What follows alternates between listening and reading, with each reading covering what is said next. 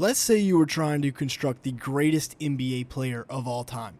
For points per game, dominance in the paint, we're going to take Shaquille O'Neal with 29.7 points per game in the best season of his career. For rebounds, we'll go with a generational big man that dominated in San Antonio for decades, and that is Tim Duncan, who averaged 12.9 rebounds in his best rebounds per game season. And then for passing and shooting, we're going to go with none other than Stephen Curry, who many consider to be the greatest point guard of all time, where back in 2014 he averaged 8.5 assists per game on 45% shooting from the three ball. If you were to add all of that up and create the greatest player possible through that, he would still be having an off night if it was compared to Nikola Jokic's stats this year. That's right, Jokic is averaging 31.5 points per game, 13 rebounds, and 9.7 assists per game on 47% shooting from beyond the arc.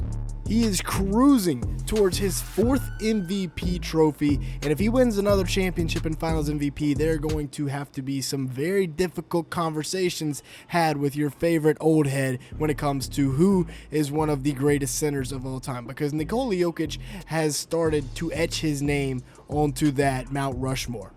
This man, Nikola Jokic, has had 5 of the 10 greatest NBA seasons statistically, according to Box Plus Minus. We'll talk more about that later. But right now, he is dominating the NBA like very few before him have. Shades of Michael Jordan, LeBron James, Shaquille O'Neal down in the post. And he's doing it with very limited athleticism, which makes it even more impressive. So we're talking all about Jokic and the Nuggets today, but first a word from our sponsor. Hey, Luke. Oh, I couldn't hear you. I got my new wireless Raycon earbuds in. Everyone says 2025 will be different, and for better or worse, it will be. And whatever your New Year's resolution is, whether it's playing more basketball, like I am here, lifting more weights, running more on the treadmill, or even just cleaning around the house more, you can use Raycon during all of this. And the best part about Raycon, they start at just half the price of their competitors. I use my Raycons whether I'm working out, lifting, running, or just getting some shots up. And my favorite part about them is their 32-hour battery life. And they also have noise cancellation. 5, 4, 3, 2, 1. So you can cancel annoying guys like this out completely. Go to buyraycon.com/BYB to get 15% off site-wide. That's right, you'll get 15% off everything on Raycon's website when you go to buyraycon.com/BYB. Not only will you get a great set of earbuds, but you'll also be helping the channel out. So as I mentioned earlier, Box Plus Minus is essentially a fancy way of saying how good a player is. 10 is an all-time season, like Jordan, peak LeBron. 8's an MVP, 6 is an All-NBA, 4 is an All-Star, 2 is a good starter, and then below that, well, that's where things start to get shaky. Nikola Jokic has a 13 Box Plus Minus this year, which is good enough for 5th all-time in NBA history, which is ridiculous. And what's even more ridiculous is he's behind himself and 2009 LeBron James. This year, he's actually behind himself 3 other times, and he comes in there at number 5. Michael Jordan is actually a spot below him. That puts it into perspective a little bit more for you. Now, if you've made it this far to the video, obviously you like something, make sure to the like button, leave me a comment down below, and hit that subscribe button. Also, go ahead and check out our football channel as well. But as you can see here, a large majority of the people that watch these videos are not subscribed to the channel. If that is you, go ahead and fix that. With that being said, let's go ahead and take a look at this masterpiece, just to show you how great the Joker really is, where versus Washington, he had 56 points, 16 rebounds, 8 assists, and they took an L. Somehow they didn't win after that masterpiece that he put up, but he is elite in the mid-post off the short roll. They get it to him around the block, around the restricted area, and he's pretty much unguardable. Jonas Valanciunas tried his best. It doesn't work. Quick spin here, and then we're going to spin back to the left hand, go up with the right, funky shot, doesn't matter. It's going in. Right here, easy bag work over Valanciunas. Then he's got Bub Carrington in the torture chamber, takes him down low, finishes with the right on the left side. Now, quick little screen here, get it from Russ, go up with the left. That's too easy. Once again, mid post shot fake, we're going right up with it. It's really easy. Find an MPJ here, and then we're going to get it back for the little floater. His touch around the rim is second to none in the modern NBA, and that allows him to score over effectively anybody that he wants to. Here he is, little elbow bump and one with the right hand. I believe that's Marvin Bagley still around. Now a little show it and then go with the right hand. Probably got fouled right there too. Now Russell Westbrook working with him in the pick and roll, and that's the thing about Russ.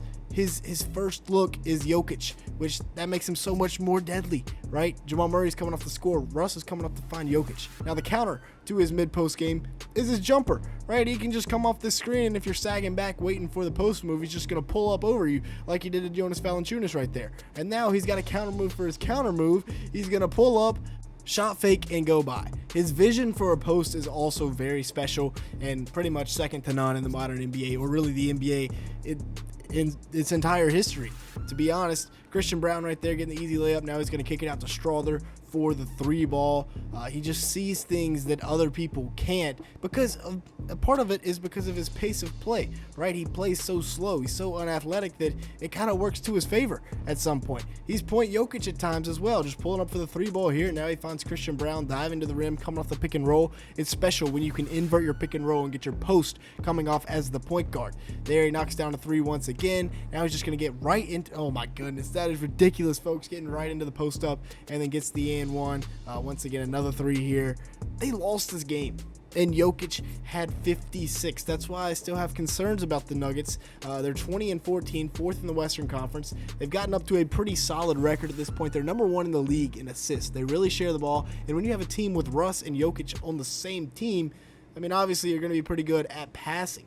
Westbrook averages about 12 points a game, 4.7 rebounds, 6.4 assists, 1.7 steals in 27 minutes a night this year, and has been a really, really welcome addition to this Nugget squad. He's come on, and he has carved out a role for himself, whereas previously he wasn't really wanted anywhere else in the NBA. Comes to the Nuggets, and they give him a home with this new point guard duo they've got of Jamal and Russell Westbrook. It lets Jamal come off the bench more, and he's starting to play better as of late. 19.4 points a game, 6.3 assists, 4.2 rebounds. I should say play with the bench unit more, not come off the bench entirely. He's definitely still a starter, 100%. The efficiency is down, though, from a regular Jamal season, but over the last 12 games, he is starting to bounce back. 22, 6.5, 4.5, and 2 steals per game, on 45% shooting from the field and 42% from downtown, 5.5 attempts. He is truly special with the ball in his hands, especially come clutch time whenever he has the opportunity. And that's part of the reason I like him going with the second unit more,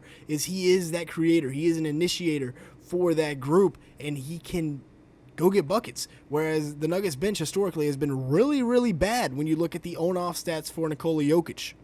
The Joker's on-off rating this year is a 30, which is absolute madness. Like, the magnitude of that is crazy. They are plus 30 with him on the court and minus 30 with him off the court, which speaks to, well, their bench unit is not very good, their depth, but also just how good the Joker is in dragging this team to the 4th seed so far. Now, he definitely has some help, and with Jamal Murray moving to more of a role with the bench unit as a secondary creator, and Russell Westbrook now seeing more time working with Jokic in the starting lineup, that should begin to shift a little bit, but that is still an absolutely crazy number for an on-off rating there for the Joker. Now, with that being said, that's going to be it for today's video. Thanks so much for watching. Make sure to hit the like button, leave me a comment down below, and hit that subscribe button. We're looking for about 300 likes on today's video. If you could help us out, that'd be greatly appreciated. And with all that being said, thanks so much for watching.